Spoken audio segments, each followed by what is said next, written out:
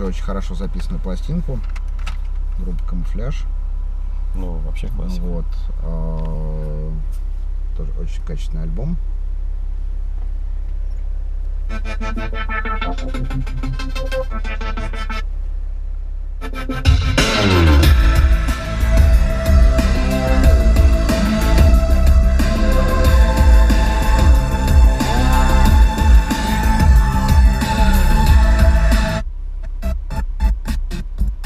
Вот еще нужна перемотка. Тесты делать аудиосистем.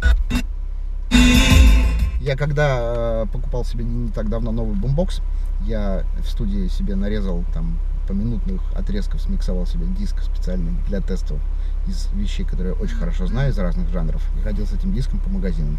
Кстати, выяснил заодно, что бытового звука сейчас нет вообще. Просто нет. Хочешь хороший звук, собирай систему. А качественные бумбоксы ушли куда-то в прошлое, к сожалению. Единственное, что я нашел соневский какой-то, более-менее. Если отключить все эквалайзеры и мегабасы, его можно слушать. Ну ты тут тоже, по-моему, все отключил, да? Сейчас? Нет, я... Сейчас.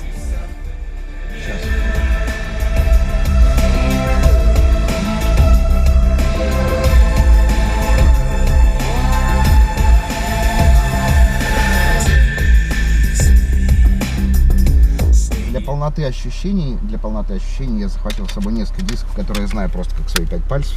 Те же Red Hot Chili Peppers я на кассете начинал слушать. Как и все мы. Да. Можно? Вот. Кстати,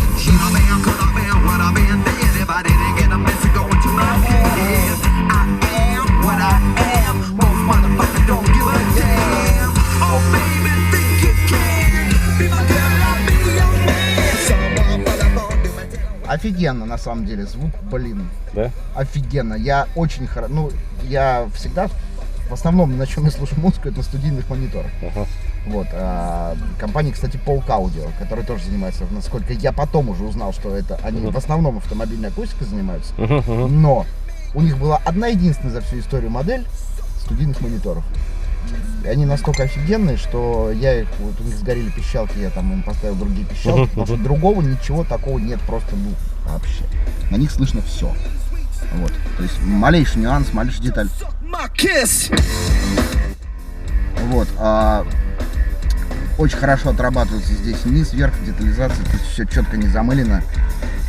Абсолютно все нюансы записи. Вот Red Hot Chili Peppers, несмотря на кажущуюся, в общем, такую простоту, на самом деле офигенно сложная запись. Там очень много добавочных каких-то партий, там очень качественно прописано, там слышно какие-то дребезжания пружины, какие-то скрипы по струнам, скрежет медиатора. То есть это все, вот эта система передает реально очень хорошо. Ты даже меня впечатлил этим рассказом, я прям зауважал.